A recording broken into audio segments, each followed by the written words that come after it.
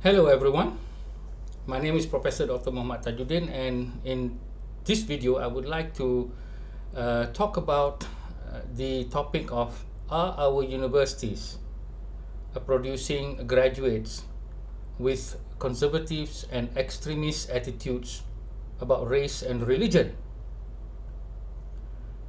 Now, I am very worried as an academic as well as a Malaysian about what is happening at our universities with regards to certain statements and actions of our graduates or our students in universities.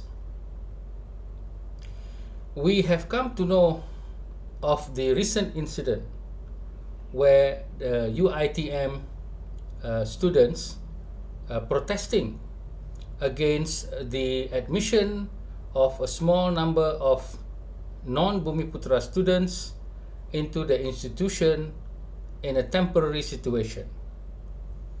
The students are saying that UITM was set up as a Bumiputra university a very long time ago, and that should stay until forever.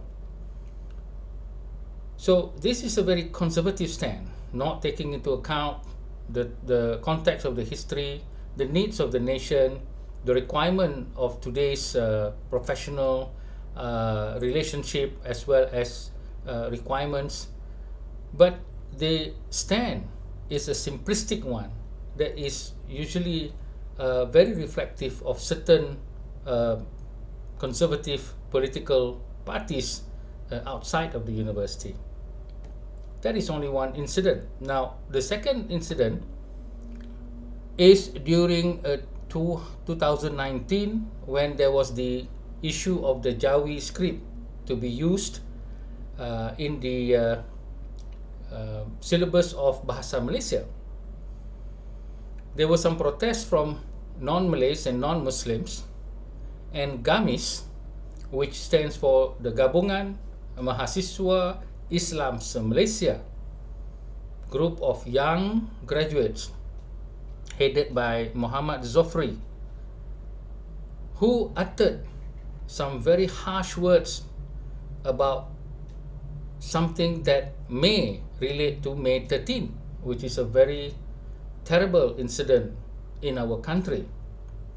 This is his statement. He said, "Fellow Malaysians, open your eyes, witness how the treacherous DAP and its subsidiary Dong Zong are dragging the country towards ethnic problems." Where did Zofri got the idea that Dong Zong is affiliated with DAP? Dong Zong is a Chinese group. There are many Chinese group like MCA. Why not relate to that? There is also the Gerakan, although not a Chinese group, but it's mainly of Chinese participants. Same thing with DAP. It has Malays, it has Indians, but the majority is Chinese. So Muhammad Zofri follows by saying, "Do not allow May 13 to repeat itself because of Dong Zong. We will break down all the barriers of our unification to expel you from this country if you insist on it." This is a very harsh threat to a group of Malaysians who merely wants to question the policy of the country with regard to the Jawi script.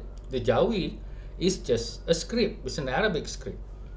There is no insult to Allah, insult to the Prophet, insult to Islam, but this group, GAMIS, threatens the idea of May 13, even though perhaps many of them were not born during that incident.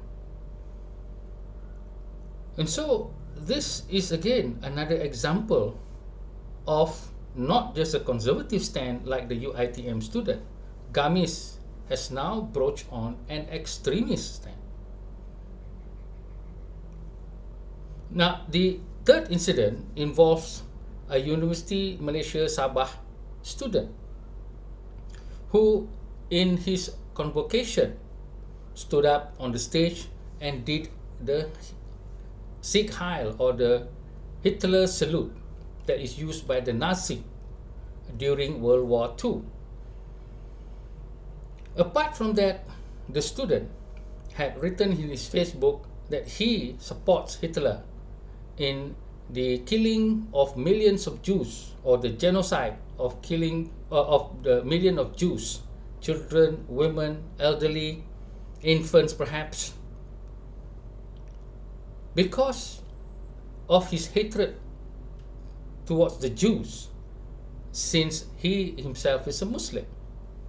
Now, UITM is full of Malay students, and they are Muslims mostly. And Gami certainly is also a Muslim. And now this student is also a Muslim by his own admission.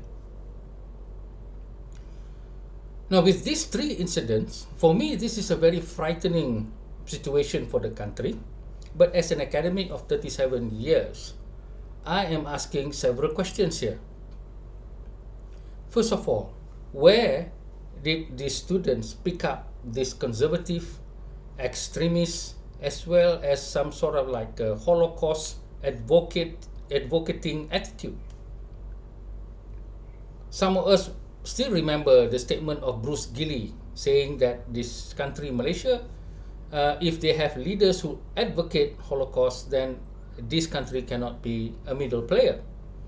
And we were very angry because we said that Bruce Gilley is stepping out of his professional and academic understanding, because we are not like that. But how do you explain the students' behavior? Of course, we can say that's only one student.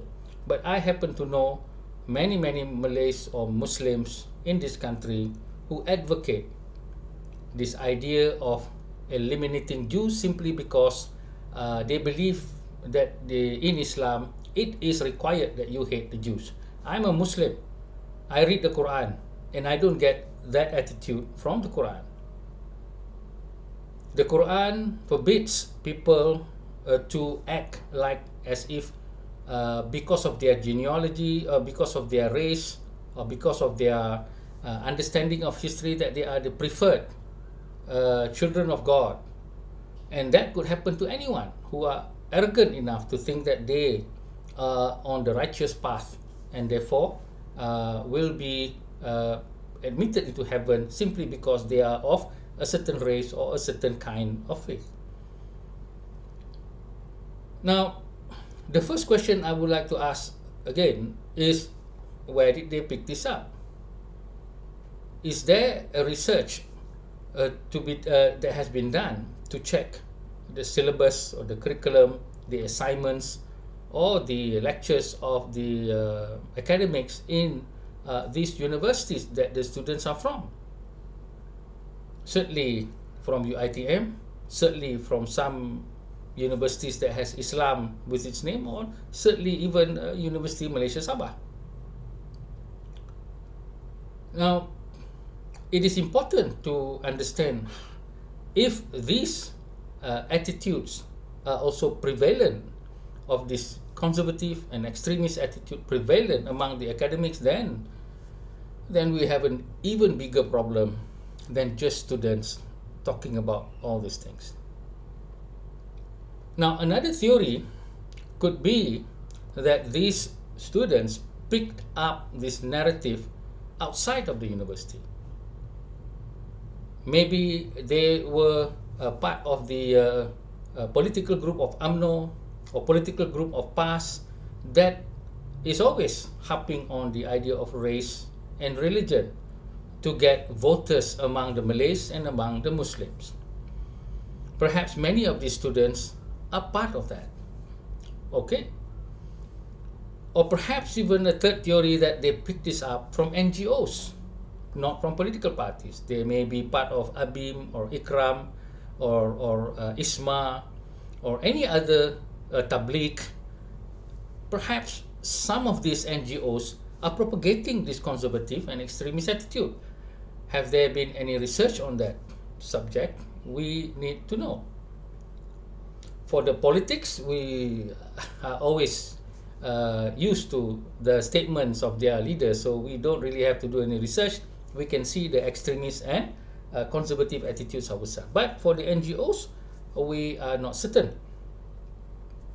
Or perhaps these students pick up this narrative from the mosque or the social media that has the preachers talking about such things. Now, that is also another research that needs to be done to see whether many of these preachers are talking about extremism as well as some kind of a Holocaust advocate idea. Whatever it is, I am sure that the university has done some research on the areas of the perspective of Islam in the political sense that leads towards conservatism or extremism. I'm very sure that there are research. There are even a huge research on terrorism, the narratives of terrorism, the participants of terrorism, those who are in prison being interviewed. There are a lot of journal by Malaysian academics, of course Malays and Muslim academics, to talk about these things. Now my question here is that, do the universities admit to all this research and bring them into the classroom to sort of like discuss and perhaps give a different perspective that would create more harmonious surrounding for us in Malaysia? Because I'm worried if we let students like this UITM and GAMIS and even the University of Malaysia Sabah student just to not take any action at all, then this would escalate into perhaps acts of terrorism in the near future. This is not impossible because young people are impressionable and they think with their emotions rather than their critical thinking. Whether they have critical thinking or not, I'm not sure. I'm very sure, because if they don't read a lot and simply listen to certain cleric or certain political leaders, then that is where the problem comes.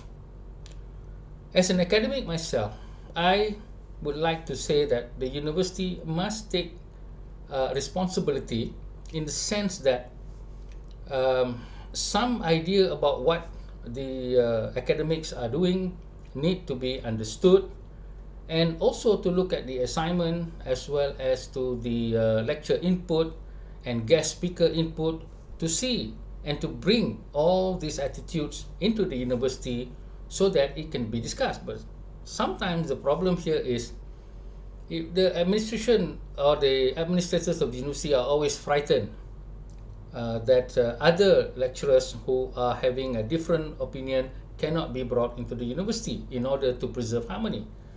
But that is where the problem is. If you don't bring them into the university, then how are you going to challenge as well as discuss in a cordial and academic manner about the issues as well as its relation to living together and having mutual understanding and mutual trust with each other in order to build a nation as well as to live in a global coexistence?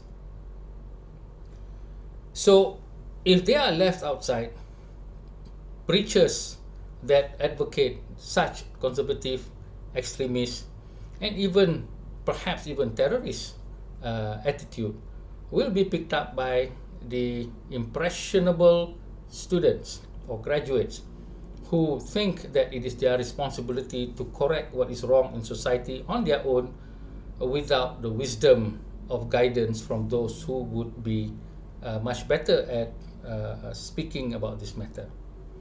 So with that, I would like to ask Malaysians to be vigilant in pursuing the idea that universities should be a place where ideas and narratives and perspective be discussed in a cordial and courteous manner and in an academic interest, so that good understanding can be nurtured, so that we do not have statements like Muhammad Zofri and statements like the University of Malaysia Sabah student, as well as the simplistic actions of the UITM students who is standing in the way of basic compassion as well as a understanding of how the country that contains all races, which has helped to actually produce such entity as UITM.